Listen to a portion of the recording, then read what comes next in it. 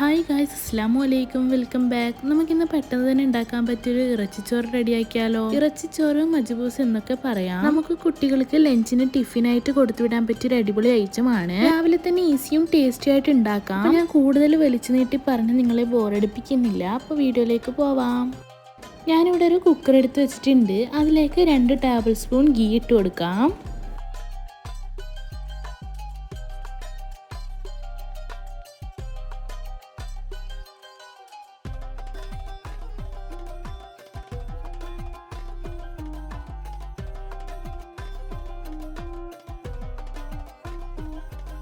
ഇതിലേക്ക് 1/4 cup oil കൂടി ഒഴിച്ചു കൊടുക്കുന്നുണ്ട്.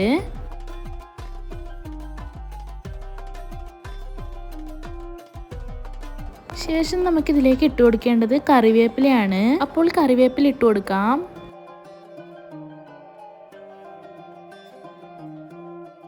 കറിവേപ്പില ഈ എണ്ണയിലേക്ക് ഇടുന്നൊന്നും മൊരിഞ്ഞ് വന്നാൽ ഇതിലേക്ക് ഇഞ്ചി വെളുത്തുള്ളി പേസ്റ്റ് ഇട്ട് കൊടുക്കാം. 2 സ്പൂൺ ഇഞ്ചി വെളുത്തുള്ളി പേസ്റ്റ് ആണ് കേട്ടോ ചേർത്ത് കൊടുക്കുന്നത്.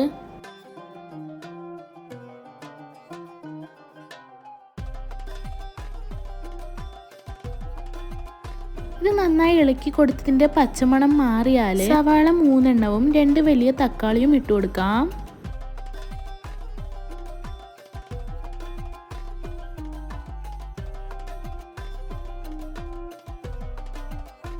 ഇനി ഇത് നന്നായി ഇളക്കി കൊടുക്കാം.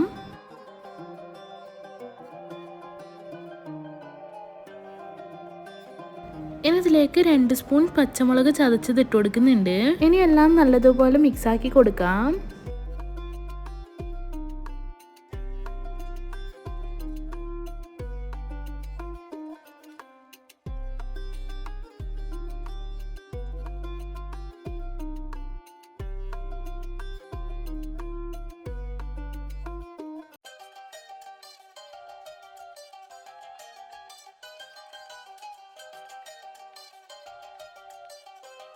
ഇനി ഇതിലേക്ക് ഇട്ട് കൊടുക്കേണ്ടത് കഴുകി ക്ലീൻ ചെയ്ത് കട്ട് ചെയ്ത് വെച്ചിട്ടുള്ള ബീഫാണ്. ഞാനിവിടെ 1 കിലോ ബീഫാണ് എടുത്തിട്ടുള്ളത്.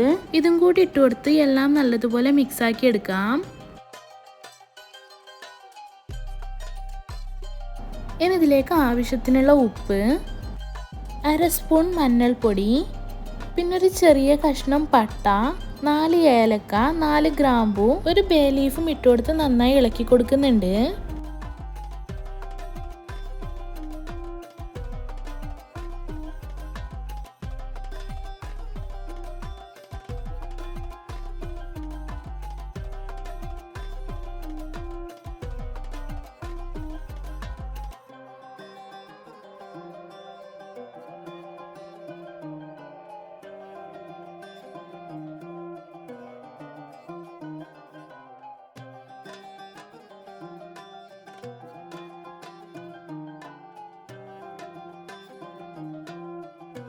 ശേഷം ഇതിലേക്ക് ഞാൻ 1/2 സ്പൂൺ അറബിക് മസാല കൂടി ഇട്ട് കൊടുക്കുന്നുണ്ട്. ഇത് ഓപ്ഷണലാണ്, ഉണ്ടെങ്കിൽ ഇട്ട് കൊടുക്കാം.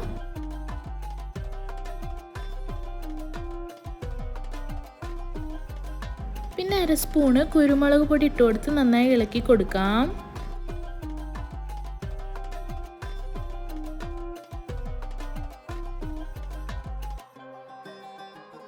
ശേഷം ഇതിലേക്ക് കുറച്ച് വെള്ളം കൂടി ഒഴിച്ചു കൊടുക്കുന്നുണ്ട് കേട്ടോ. ഇനി കുക്കറിന്റെ അടപ്പിട്ട് കൊടുത്ത് ഫ്ലെയിം ഹൈ ആക്കി 3 വിസിലടിക്കാൻ വെക്കാം. 3 വിസിലടിച്ചതിന് ശേഷം ലോ ഫ്ലെയിമിലാക്കി കൊടുത്ത് വീണ്ടും 3 വിസിലടിക്കണം. നിങ്ങളുടെ കുക്കറിന്റെ ടൈം നോക്കി ചെയ്തെടുത്താൽ മതി കേട്ടോ. ഞാൻ ഇങ്ങനെയാണ് ചെയ്യാറ്, എനിക്ക് കറക്റ്റ് വെന്ത് കിട്ടാറുണ്ട്. ഞാനിപ്പോൾ അങ്ങനെ അടിച്ചതിന് ശേഷം കുക്കറിന്റെ ഫ്ലെയിം ഓഫ് ചെയ്ത് അതിന്റെ പ്രഷറൊക്കെ പോയിട്ടുണ്ട്. ഇനി നമുക്ക് തുറന്ന് നോക്കാം. അപ്പോൾ ഇതാ ബീഫ് റെഡി ആയിട്ടുണ്ട്. ഇനി ഈ ബീഫിന്റെ വെള്ളം ഒരു പാത്രത്തിലേക്ക് മാറ്റാം. ഇതിന്റെ വെള്ളം മാത്രം മാറ്റിയാൽ മതി. മസാല ഒന്നും ഇല്ലാതെ തന്നെ വെള്ളം മാത്രം മാറ്റിയെടുക്കാം.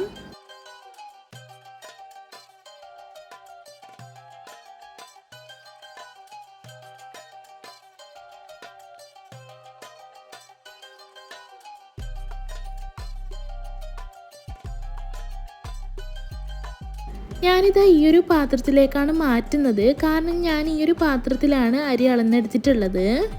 ഈ ഒരു പാത്രത്തിൽ ഫുള്ളായിട്ടാണ് അരി എടുത്തിട്ടുള്ളത്. അപ്പോൾ ഞാനിവിടെ ഒരു പാട്ട് അരിയാണ് എടുത്തിട്ടുള്ളത്. ഇനി ഇതിലേക്ക് ബീഫ് മസാലയുടെ വെള്ളം മാത്രം മാറ്റി കൊടുക്കാം.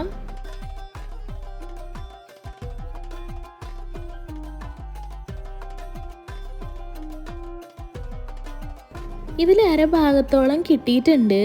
ഈ അരപ്പാട്ട വെള്ളം ഈ മസാലയിലേക്ക് തന്നെ ഒഴിച്ചു കൊടുക്കുന്നുണ്ട്. ഇതെന്തിനാ ഇങ്ങനെ എടുത്തിട്ടുള്ളതെന്ന് വെച്ചാൽ വെള്ളത്തിന്റെ അളവ് മനസ്സിലാവാൻ വേണ്ടിയാണ്. ഒരു പാട്ട അരിക്ക് 1.5 പാട്ട വെള്ളം എന്ന അളവിലാണ് എടുക്കേണ്ടത്. അപ്പൊ അരപ്പാട്ട വെള്ളം ഇതിലുണ്ട്. ഇനി നമുക്ക് ഇതിലേക്ക് 1 പാട്ട വെള്ളം കൂടി ഒഴിച്ചു കൊടുക്കണം. നമ്മൾ ഈ പാത്രത്തിന് പാട്ട എന്നാണ് കേട്ടോ പറയല്. ഇനി നമുക്ക് ഈ മസാലയിൽ നിന്ന് കിട്ടിയ അരപ്പാട്ട വെള്ളം ഇതിലേക്ക് തന്നെ ഒഴിച്ചു കൊടുക്കാം. ഇനി ഇതിലേക്ക് 1 പാട്ട വെള്ളമാണ് ഒഴിച്ചു കൊടുക്കേണ്ടത്. ഞാനിവിടെ തിളപ്പിച്ച വെള്ളമാണ് കേട്ടോ ഒഴിച്ചു കൊടുക്കുന്നത്. ഇനി നമുക്ക് ഫ്ലെയിം ഓൺ ആക്കി കൊടുക്കാം. ശേഷം ഇതിലേക്ക് ഒരു മാഗി ക്യൂബ് ഇട്ട് കൊടുക്കാം.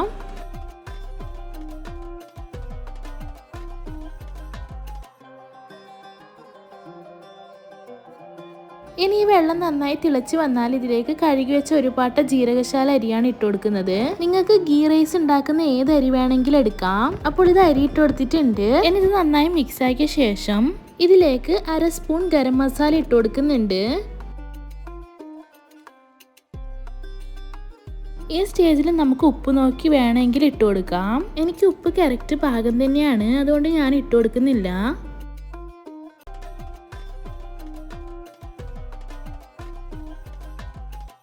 ഇനി കുക്കറിന്റെ മൂടി ഇട്ട് കൊടുത്ത് ഒരു വിസിലടിച്ച ശേഷം ഗ്യാസ് ഓഫ് ചെയ്യാം. പിന്നീട് കുക്കറിന്റെ പ്രഷർ പോകുന്നവരെ വെയിറ്റ് ചെയ്ത് പിന്നെ തുറന്ന് എല്ലാം കൂടി ഒന്ന് ഇളക്കി കൊടുത്താൽ മതി കേട്ടോ. അതിനിടയിൽ എനിക്ക് എന്റെ കുക്കർ പണി തന്നു. വിസിൽ അടിക്കുന്നുണ്ടായിരുന്നില്ല, അതുകൊണ്ട് തന്നെ ഞാൻ വേഗം കുക്കറിൽ നിന്നും മാറ്റി ഇതുപോലുള്ളൊരു നോൺ സ്റ്റിക്കിന്റെ പാത്രത്തിലേക്ക് മാറ്റിയിരുന്നു കേട്ടോ. കുക്കർ അടിക്കാത്തത് കൊണ്ട് തന്നെ കുറച്ചൊന്ന് അടുക്കി പിടിച്ചിട്ടുണ്ടായിരുന്നു. എങ്കിലും പ്രശ്നമൊന്നുമില്ല. നമ്മുടെ ചോറിന് ടേസ്റ്റിന് ഒരു വ്യത്യാസവും വന്നിട്ടുണ്ടായിരുന്നില്ല. നന്നായിട്ട് തന്നെ കിട്ടിയിട്ടുണ്ട്. നല്ല ടേസ്റ്റി ആയിട്ടുള്ള ഒരു ചോറാണ്. ഇതുപോലെ എല്ലാവരും ഉണ്ടാക്കി നോക്കിയിട്ട് നിങ്ങളുടെ ഫീഡ്ബാക്ക് അറിയിക്കാൻ മറക്കരുത്. അപ്പോൾ വീഡിയോ ഇഷ്ടപ്പെട്ടാൽ like, share and comment. Video ഇതിൽ സബ്സ്ക്രൈബ് ചെയ്താണ് കാണുന്നതെങ്കിൽ പ്ലീസ് ഒന്ന് സബ്സ്ക്രൈബ് ചെയ്യണേ. നെക്സ്റ്റ് ഒരു ന്യൂ വീഡിയോയുമായി വരുന്നവരേക്കും എല്ലാവർക്കും ബൈ. താങ്ക്